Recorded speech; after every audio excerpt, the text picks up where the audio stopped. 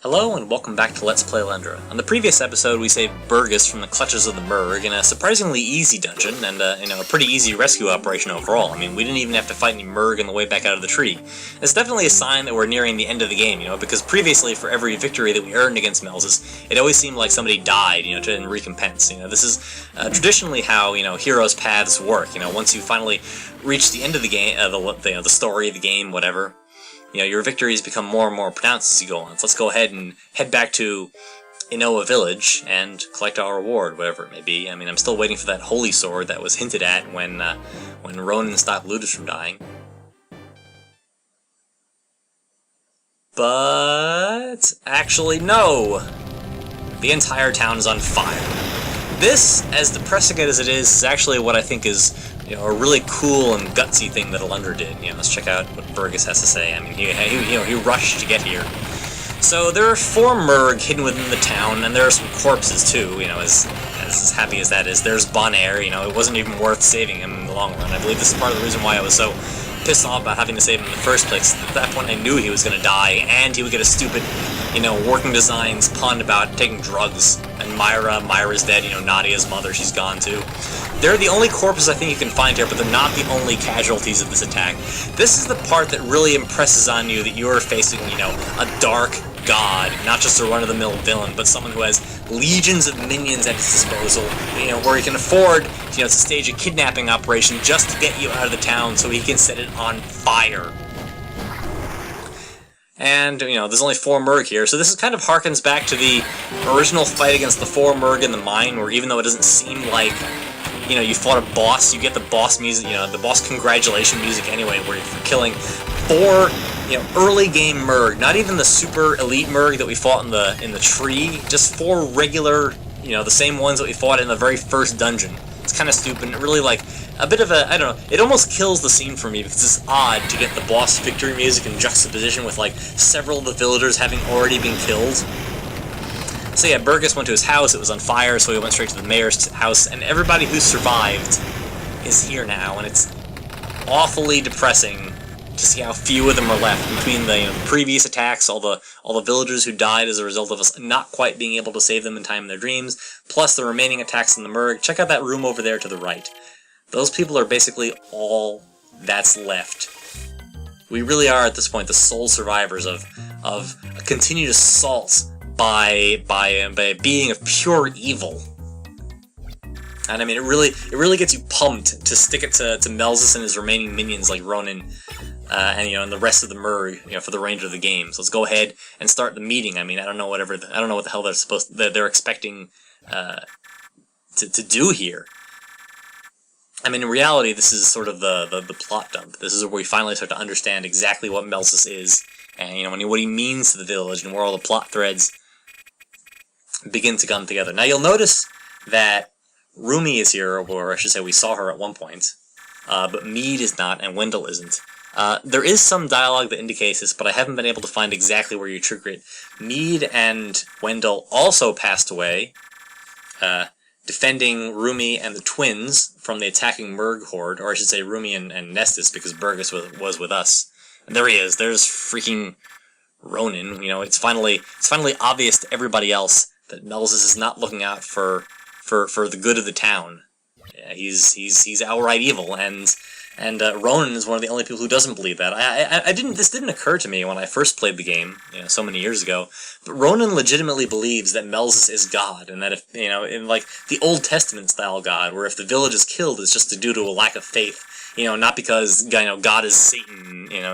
In this particular mythology. I mean, we as Alundra, we've met the benevolent gods. We know they exist. We know there's actual magic. We know there's actual divinity in this world, but it happens to be overshadowed in this little area, by Mel's influence. They've been worshipping his idol. A little bit later in the game, it'll explain exactly how this came to happen. But I mean, this sequence here is basically intended to tie in what we know about Melzus to some of the hints that we heard a little bit earlier on about how, this town used to worship idols, and then all of a sudden 5 years ago, they were all, the king, whoever he is, we never meet him in this game, ordered them all to be burned. So Maya's finally put 2 and 2 together because, of course, her mother was burned at the stake. She was a victim of of this whole thing as much as anybody else here. So we finally found out the reason why Melzus never killed the entire village, even though he's obviously capable of it. He did a pretty damn good job just with a handful of monkeys, just now. His goal is to make us scared, to make the townspeople scared so they'll pray back to him. He used to be the primary god around here, but he's obviously one of those. Well, I mean, we know now that dreams in this continuity give power. We know it from what Maya is talking about now, the way Jess acquired his power to create, through the dreams of the people who passed away speaking to him one last time, why everybody who died in the game inspired him to create an item so that we could use it, in our quest to defeat Melzus. And that also explains why only specifically the strongest people in the town were killed while everybody else remained, more or less okay. Why Septimus and Jess were high on the list, why Klein was one of the first people targeted. And this is where it's all finally obvious to everybody here, and it's unfortunate that it finally happens after more than half the town is already gone. One thing I think is kind of cool here, I don't know if you caught it way back, but there's some dialogue that kind of implies that Eustil and Gustav, the fortune teller and Elaine's father, were actually kind of badass way back when they were younger. But I guess at this point, with Eustil being an extremely aged woman and Gustav being a drunk, they're not quite, they're shadows of their former selves. And it would have been kind of cool if we actually saw some of the more adept villagers get to fight with us, besides that little bit, that we assumed Klein was hunting for the village, and that little bit where Maya helped us out. Anyway, yes, we all know that Septimus is right, and by now, if you didn't hate Ronan before, if you didn't really want to stick it to him, now you really do. And this, by the way, is going to be our opportunity. This is the showdown. Ronan is Melzus' only known minion remaining, except for Zorgia, who, I guess he's kind of a wild card, because he used to work for the Ancients. And today's the day. We survived the night, the remaining villagers are huddled off somewhere, so let's save our game, and take our arsenal of magical weaponry up to see if Ronan's god can save him from us. No bones about it. We're not going to talk to anybody, although we'll get some of the remaining dialogue if we do. We're just... Oh, actually, first we're going to pick up an item. Sorry, I forgot about this. Remember that armor that's been sitting here in Naomi's shop for the entire game? Well, now we don't have to buy it, we just get it for free. The game's final armor upgrade. We've got all the boots, we've got most of the weapons, and now we've got the final piece of armor. And we're really going to need it, because some of these endgame enemies do a lot of damage. Let's go talk to Maya. I think this is a required trigger to get the next thing to get the next scene to start. But for now, we just want to, let's just, say hi to her, let's talk to the love interest briefly before charging off to take on one of the main antagonists in our little showdown here. So marching straight up to the sanctuary, let's not beat around the bush. Yeah, Ronan's been against us the entire time. He's always thought we were a problem. He had Giles turned against us, he was trying to turn the entire village against us. And he legitimately believes that we are, we're basically, the equivalent of a seductress. We're trying to tempt everybody away from what he believes is the true god. And everybody else in the village knows it too. Here's Beaumont, the mayor, here's Septimus, here's Keisha, the people that we've been the closest to. Or I should say the people who are still alive who we've been the closest to. And they know what's about to go down. This is the equivalent of sort of the tumbleweed passing by right before the shootouts. Yeah, somehow the door's been locked. I don't think we did that, but I guess it doesn't make that much of a difference, because we know magic does exist, so if something weird happens or illogical, you can always blame, the gods in actuality. But yeah, I don't know where we are now. We're gonna see what Ronan, what gifts Melzus is gonna grant to Ronan. It's getting really freaking ugly. I love that his head looks an awful lot like an insane version of Ronan's head, with his hair and everything. That's a pretty awesome form, you have to say. It looks almost like alien. And, this will tie a little bit into what we learned about Melzus later. This fight, unfortunately, is not really that difficult, and it's actually going to be our first opportunity to make good use of the Willow Bone. So check out... So there's this is the... I should say the most difficult aspect of the Ronan fight. He can generate those those 8 spheres around him, so we're gonna burn all of our magic now. And I mean, you could probably kill him pretty easily by doing what I've mentioned during previous boss fights, and just, you know, refilling your magic with the magic elixir and the wonder essence, and then just refilling it, because I mean, God knows we've got more than enough Gilder, you know, than we'll ever need for the remainder of the game. But I would rather spend like 3 or 4 minutes legitimately fighting a boss than spending 3 or 4 minutes going all the way back to Lurvy's shop to buy the high-end magic items. So let's take advantage of the fact that the Willow Bow, in case this isn't obvious in this last 30 seconds of fighting, the Willow Bow pierces. So you don't have to deal with Ronan's little orbital shield at all. You can just sit here in the back, avoid the shots he fires, or the shots he launches from his back, and shoot at his heart. So you basically want to... You don't even have to move horizontally, really. You can just move vertically up and down here and dodge his 2 attacks. I mean, he isn't even really using his other attack. He uses that laser beam that he used at the very beginning of the game, I think mostly when you're actually, like, close to him. So while we're staying away using the bow, he's not going to use it too much during this fight. I believe he uses it once there at the start while we're in his face, unloading our fire magic, and one more at the end when I get a little bit too close, right before he dies. But I mean, frankly, I'm perfectly happy doing it this way, because Ronan, I mean, he freaking deserves it at this point. You know, he's been tempting the villagers to worship Melzus this entire time. He's been the one who refuses to believe... Oh, there we go. That's the one time he uses the laser gun before I kill him. Where we're standing right now, I think it shouldn't actually be possible for him to hit us. His vertical fire, the one he used at the start of the fight, should just miss you from that position.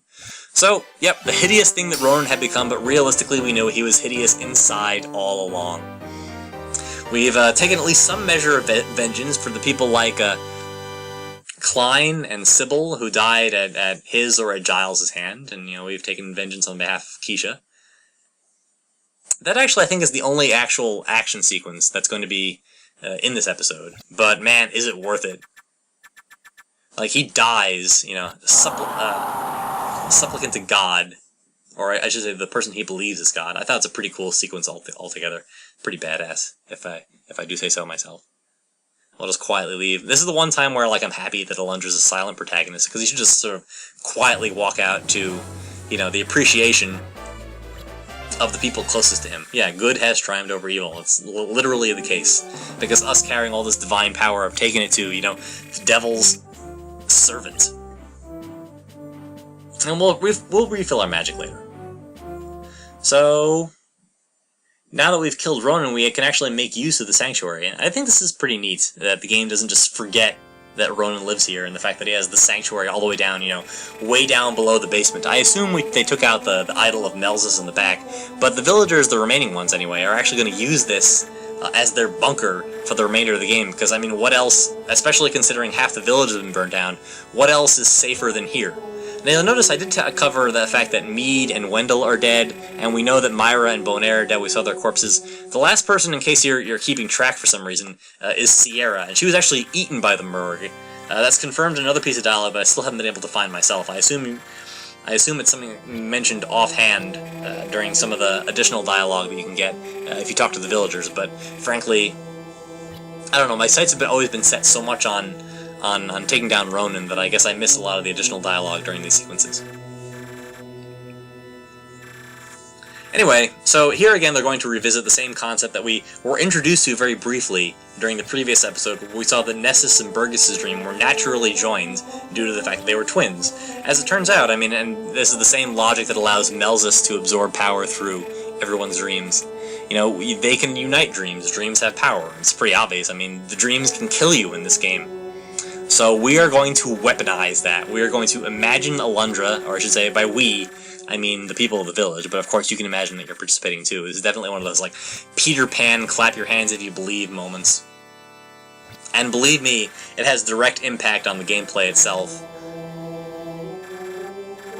Yeah, I mean, we're pretty awesome. Everybody thinks we're awesome. We have managed to touch in some way everybody in the village, which, again, normally these sequences kind of come across as sappy when I see them in games, but the way that the plot sort of sort of allows you to interact with every villager in kind and gives you a reason to care about all of them and, you know, a reason to talk to all of them. Even Yustel, who wasn't involved in any of the dungeons, we had to go talk to her at some point.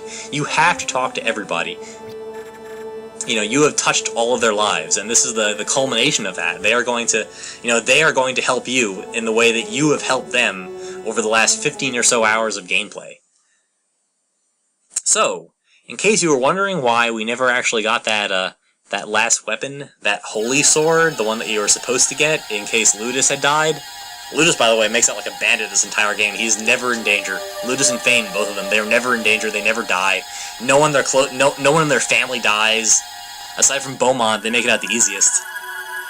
We even managed to get Ludus's weapon, the holy sword, the one that you will get from him dying, without him dying, which is pretty awesome for him and for us, because now we have the holy sword.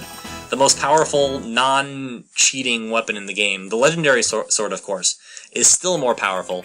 And I guess the reason I didn't get it is because if you do have it, it takes the place of the, you know, every weapon that you can get. So you'd never get to see the holy sword. Let's show off the charge attack, because it does have a slightly different charge attack than the Fiend Blade. And let's talk to all the people too. Let's see if they have anything to say. Let's get their hosannas one more time before, yeah, the darkness trembles at our approach. That actually is true. I don't want to spoil it too much, but Melzus, when you meet him face to face shortly, actually says, you know, that we finally earned his attention, which is pretty neat. Yeah, we knew that his sanctuary was in the lake. I mean, we're gonna head there. I actually already showed you the altars. Cephas and Nava. Yeah, they do mention Cephas and Nava. Besides Lurvy, those are the only two other human occupants of the island, and it is kind of curious. I mean, is Cephas on Ronan's side, or is he on our side? Like, what the heck was his deal? He looked kind of weird. Like, usually the Igor-type character is evil, but I guess since we've never seen him, we never fought him, maybe we'll never know. Yeah, see, there we go. It's confirmation, in case you weren't sure, that Mead and Wendell are, in fact, not coming back, which is a shame, because, I don't know, it's very ironic to me, like, well, it's a lot of dramatic irony that you fight so hard to save some of these villagers that they die at the end. It's not something that I'm used to in games. Oh yeah, there's the charge attack. You've got this little bit of extra lightning that comes out of Alundra when it fires. It is the most powerful attack in the game, other than the legendary sword and magic, of course. So let's head back out, and we'll go see if we can find any leads on that 7th and final crest. Whoops, that was a mistake. It's pretty easy because you come out going up. So it's pretty easy since you're supposed to walk down to accidentally walk down into the staircase again. So yeah, now that we're exiting, this is actually why one of the villagers brought up Cephas. So first we're going to talk to Maya, because... So actually, when I saw this line for the first time, I thought she was going to tell us, you know, this is going to be a love confession. But no, she has just a terrible feeling, which I mean, that would have been nice to know before, like, half the village died. I mean, yeah, Melzus is more powerful than all of us dare to believe, but that was because, you know, all the villagers thought he was a benevolent god, so of course now they'd realize that he's you know, he's not looking out for our best interests, he's not a nice guy. Well, you know, deal with it. We'll be fine. I mean, it's a video game, we're probably gonna win, you know, whatever. And here he is, here's Cephas.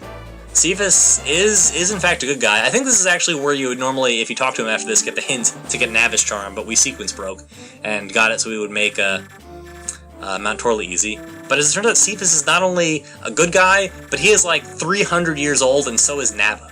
So that's weird and came out of nowhere, whoever the Zolists are. Anyway, he does tell us that the 7th crest is in Nava's possession, so I guess we have our next objective. Let's go ahead and head back to Nava's house, and we will check that out in the next episode of Let's Play Alundra. I will see you then. Cheers.